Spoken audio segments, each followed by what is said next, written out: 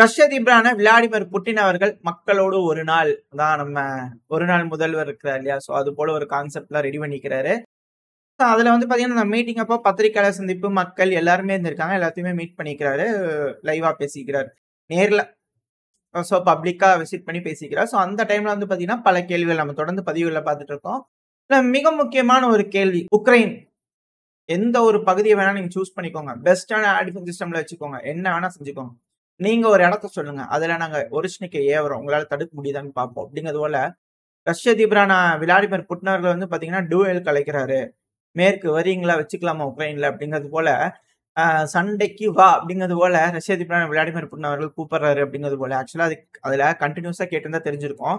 But இருந்தாலும் அவங்களோட மேற்கு சொல்றது, அதுவும் குறிப்பா உக்ரைனோட மீடியாக்கள் சொல்றதா நம்ம என்னைக்குமே எடுத்துக்குவோம். ரஷ்யா அவரு என்ன சொல்லியிருந்தாலும் சரி, அவரு சொன்னதா உக்ரைன் என்ன சொல்றாங்களோ அதான் நம்ம எடுத்துக்கோம் இல்லையா? ஸோ அந்த பாயிண்ட்டுக்கே வருவோம். அவர் சொல்லிட்டாரு, கொஞ்சம் டிலே ஆயிடுச்சு போல இருக்குது. ஏன்னா ஜென்ரல்ல வேற அடிச்சுக்கிறாங்க இல்லையா?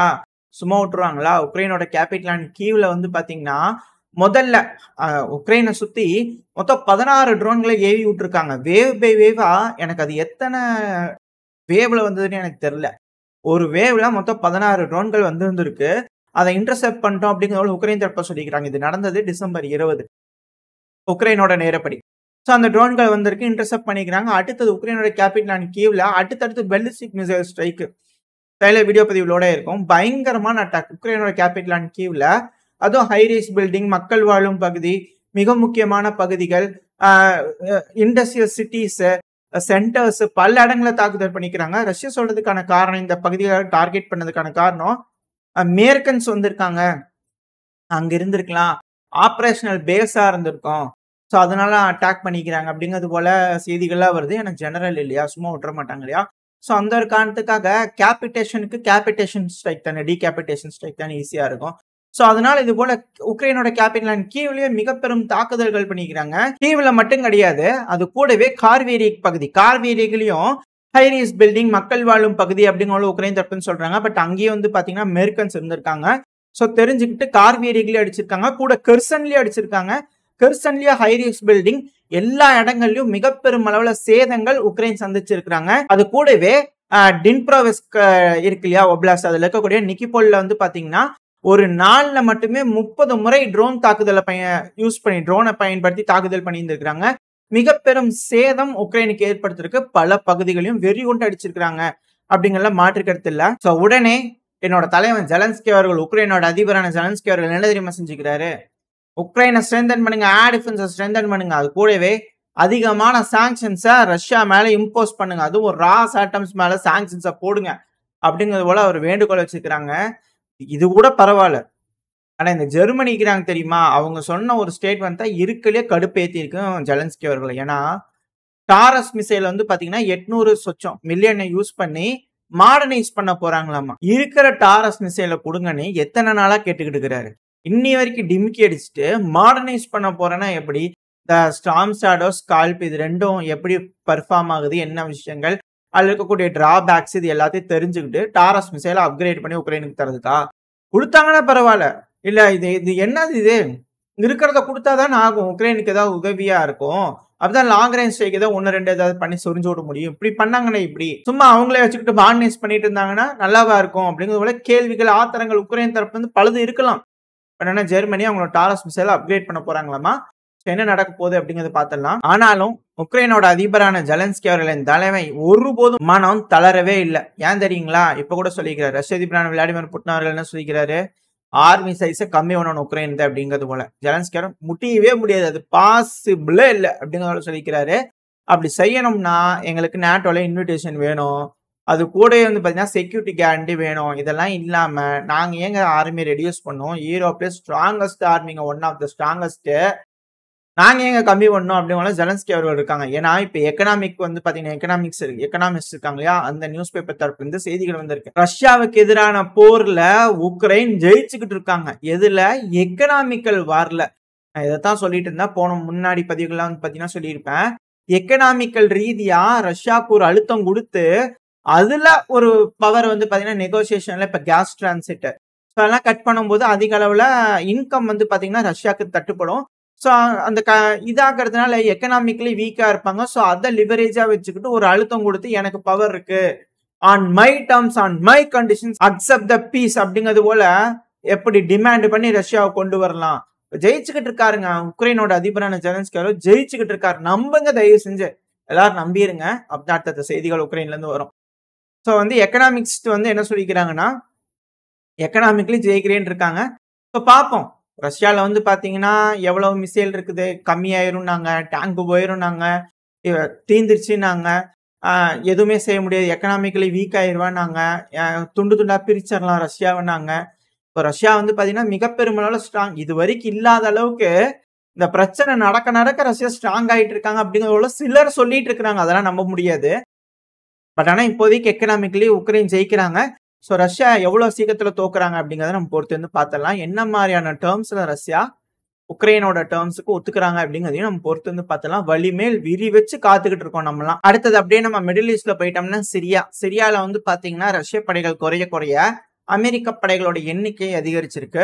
ஏன்னா அமெரிக்காவோட பென்டகான் சீஃப் பேட்ரிக் ரைடர் இருக்கிறா இல்லையா, ஸோ அவரு தரப்பு ஸ்டேட்மெண்ட் வந்திருக்கு. சைடில் வீடியோ பதிவுகளோட இருக்கும், கூட செய்திகள் வர ஆரம்பிச்சிருக்கு. இதுக்கு முன்னாடி 900 இருந்தாங்க, இப்போ 2000 வந்துருவாங்க அப்படிங்கிற சொல்லிக்கிறாங்க. டபுள் பண்ணிக்கிறாங்க அவங்களோட பிரசன்ஸை சிரியால. ஏன்னா தேவையில்லையா, எல்லாம் வந்து தீவிரவாதிகள் அதிகரிச்சிருவாங்க. ஸோ அந்த ஒரு காரணத்தால அமெரிக்கா இரும்பு கரம் கொண்டு அடக்கும் அப்படிங்கிற ஒரு நம்பிக்கை எல்லாத்துக்கும் இருக்கு. ஸோ என்ன மாதிரியான நடவடிக்கைகள் எடுக்கிறாங்கன்னு பார்க்கலாம். அடுத்தது அப்படியே நம்ம ஆப்பிரிக்கா கிட்ட வந்துட்டோம்னா சாது. இதனால மாலி, நிஜர், புர்கினா ஃபாசோ இருந்தாங்களே, இப்போ அந்த வரிசையில சாது. ஒரு நாடா பாவங்க இந்த பிரான்ஸோட வீரர்கள் சீரழிகிறாங்க. முதல்ல மாலி அங்கிருந்து துரத்தி விட்டாங்க, அப்புறம் புர்கினா ஃபாசோ, நிஜர் இங்கெல்லாம் துரத்தி விட இப்ப சாதுக்கு ஓடினாங்க. இருக்கிற வண்டி சிவிலியன் வண்டி எல்லாம் திருடிட்டு ஓடுறாங்க அப்படிங்கிற குற்றச்சாட்டுகள்லாம் இருந்தது. இப்ப சாதுல வந்து கேட்டுக்கிறாங்க, ஜனவரி 2025 31ஆம் தேதி வரைக்கும் தான் லாஸ்ட், ஆயிரக்கணக்கான வீரர்கள் இருக்கிறாங்கப்பா, எத்தனை இன்னும் வாரங்கள் ரொம்ப கம்மியா இருக்குது, எப்ப நீ எல்லாத்தையும் கூட்டிட்டு போவோம் நாட்டுக்கு, ஒரு பயம் இருக்கக்கூடாது, பாத்துக்கு அப்புறம் ரொம்ப சிக்கலாகி போயிருங்க அப்படிங்கிறது போல சாது தப்பு வந்து ரொம்ப கடுசா பேசிக்கிறாங்க. ஸோ பிரான்ஸ் என்ன மாதிரியான முடிவுகள் எடுக்க போறாங்கன்னு பார்ப்போம். இப்போ ரஷ்யாவோட படைகள் என்னதான் சிரியாலேருந்து வாபஸ் வாங்கப்பட்டாலும் லிபியால அதிக அளவில் அவங்களோட பிரசன்ஸ் இருக்கு.